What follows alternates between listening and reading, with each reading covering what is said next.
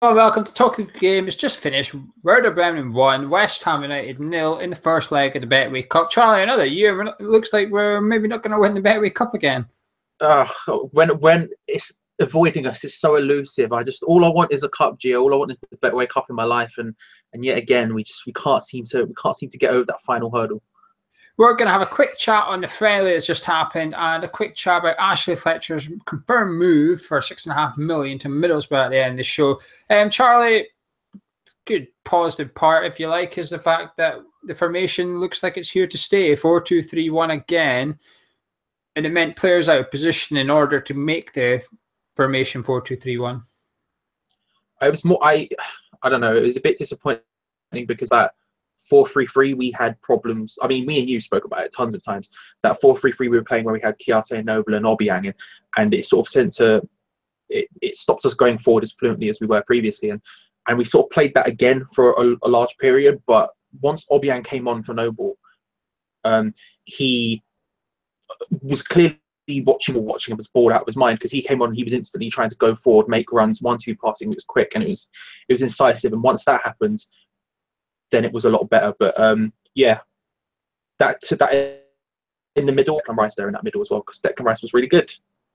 Yeah, it didn't take long until it was 1-0. A nice ball slipped in the back of Burt. Collins had half lost his man. Tidy enough finish. Then Ginge did a back pass. I mean, did Ginge worry you tonight, Charlie? I know it's only friendlies. Disclaimer, we are aware it's friendlies, but he's looked a bit shaky. It's like he's gone back to Ginge of 2 seasons ago.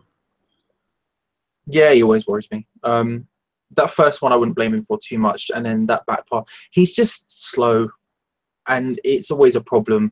And they were quite content to really sit back very deep and then just hit us on counterattacks whenever they saw an opportunity. Their front three or whatever were quite good at pressing, and so whenever those mistakes were going to happen, whether it be Rice made one stray pass at one point, stuff like that, they were always going to pounce on that. But he didn't exactly have a good game. Yeah, Noble went off and Pedro Obiang came on, changed the game, as Charlie said, added a little bit of speed, if you like, a little bit of going forward, a bit of urgency. 36 minutes we had to wait until West Ham actually got near the box for Werder Bremen, and Martinez with a low cross, but it was dealt with in the end.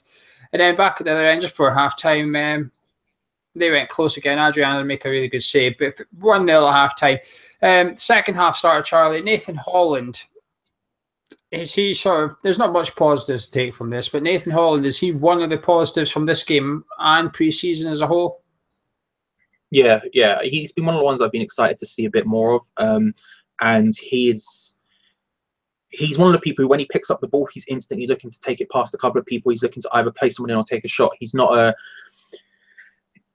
just exciting to watch. He's someone who, when he gets the ball, you get on the edge of your seat. You know, you're excited to see what's going to happen. And single time he got the ball, I felt that, and that's a really good sign for him going forward, because you don't want someone who you have when they collect the ball, you go, ugh.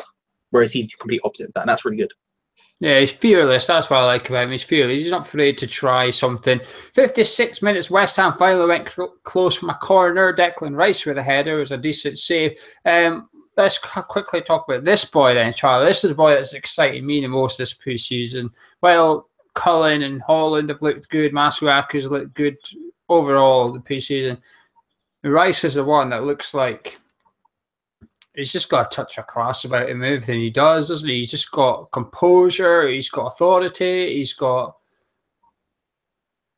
do you know something, Charlie? He excites me more than Reece Oxford.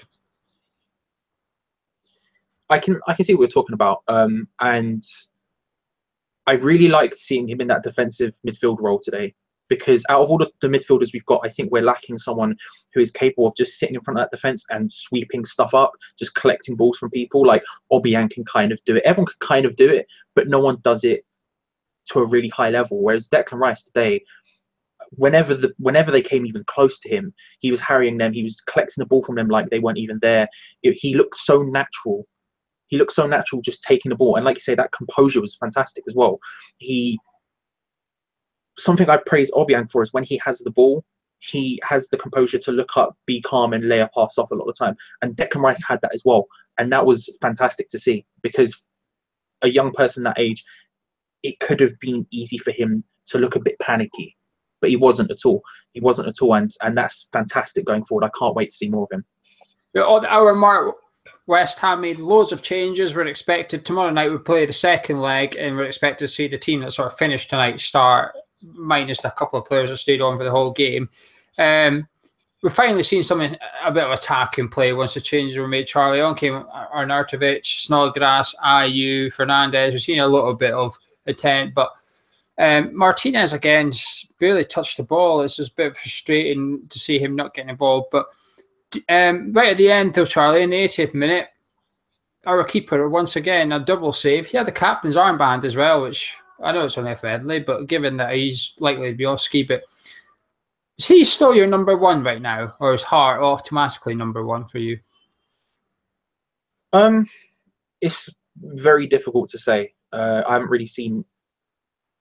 I don't watch Serie A, so I haven't seen a hell of a lot of Hart. I've looked up the stats and I've read about how he's played and stuff.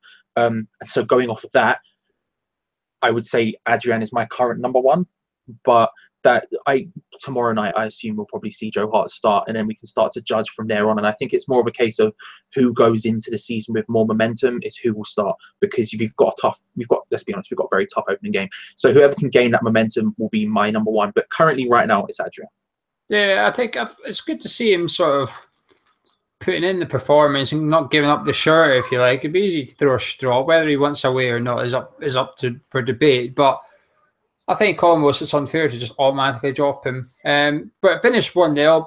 Bit of a crap game, to be honest. But Aaron Creswell, Charlie, is he worrying you in pre-season? I'm aware it's only pre-season, but there's a huge difference when Masuaku comes on with what the left-back spot's producing on the pitch. To an extent, yeah. He looks like he's the same Aaron Cresswell we saw last season. There's not much urgency. He doesn't really tend to get forward that much. Even in defence, he doesn't look particularly sturdy. But I sort of tend to look at it in the same way that I didn't think Noble played very well when he was on the pitch, and I didn't think he played that well in last year's preseason either. But then he stepped up during the season for me, and I think I'm sort of looking at it like that. So I'm wary, but I wouldn't say I was worried yet. Yeah. Is there any other players we haven't spoken about, Charlie, overall in the preseason that's standing out, or what in your covering most of the pros and cons for yourself? Most of them. I continue to feel very sorry for Makasai, who plays out on the wing despite the fact he's a defensive midfielder. And to be fair to him, in this game, he got into some actually decent positions and in and around the box, but he clearly just didn't have he's not a striker, so he wasn't finishing them anytime soon. You mentioned Martinez. I think, like I said, I didn't think the formation helped him at the beginning, but he continues to not really kick on. I just really want to see him kick on and cement his place, especially now Fletcher has gone. He's the young starlet up front that we're all looking for, and hopefully in the next couple of games he can actually prove himself. Well, earlier today it was confirmed Ashley Fletcher moved to Boro for $6.5 million. Charlie, you're quite a fan of Ashley Fletcher. Are you disappointed this went through, or do you think we've got a good fee? How are you looking at this one? The money is good for what he's done. He's not a huge amount. He's not. We've just sold him for $7 million, so we haven't seen that much of him. I'm quite happy about the fee that we've got. I think it's a lot. I'm very hopeful that there's a buyback clause or something in there that means if he does go on to prove himself, then we can get him back for a fee that's not ridiculously stupid, because I do think he has something. He impressed me almost every time he came on the pitch. I know that's a 50-50 thing. Some people agree and disagree with that, but he impressed me. His movement, his willingness to get involved in the play, his following up on shots and all this sort of stuff. He looked like he was a natural striker, and so I will say, for his own sake, I'm mildly not concerned, but he has gone to Middlesbrough, where he's still going to be third choice. He was third choice here right now, given the fact that Saka was here and there. He was third choice here now. He's gone to Middlesbrough in a lower league where he's still third choice. But hopefully, for his own sake, it's the right move, and he gets the chances he needs to grow and develop and become the player where. Yeah, I think he's gone to the right club, actually. I think he has gone to the right club in the Championship. They're expected to at least challenge for the title and should come up in the automatic spaces with Middlesbrough. So we could see, 12 months' time, we could be saying, it'll be good to see Ashley Fletcher in the Premier League next year. So we'll wait and see. But I think we've got a really good fee for him, given what he's achieved or not achieved. I think it's easier in the Championship, Charlie, to just chuck a youngster in for a few games than it is in the Premier League. So third choice, I get what you're saying, but I do think it's easier for you to play your third choice striker in the Championship than in the Premier League. If I Were Slav, we had a new episode on our channel last night by Jack Dean, who's better known as Jack Mate on YouTube. The link will be on your screen any second. I do give it a watch. It's a really good one. Charlie, last question then. As always, who was your man of match from tonight's first leg of the Betway Cup? I'm probably going to say Obiang. Obiang changed the dynamics of the team when he came on. He looked quick. He looked ready. His slick passing. He looked good going forward again. And so probably him for me.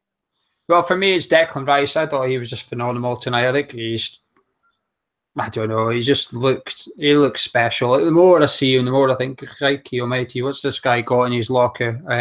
But anyway, that's it from us. Let us know below if you enjoyed not enjoyed the friendly. Who stood out for you guys, or who didn't stand out? Is anyone causing you concern over the pre-season?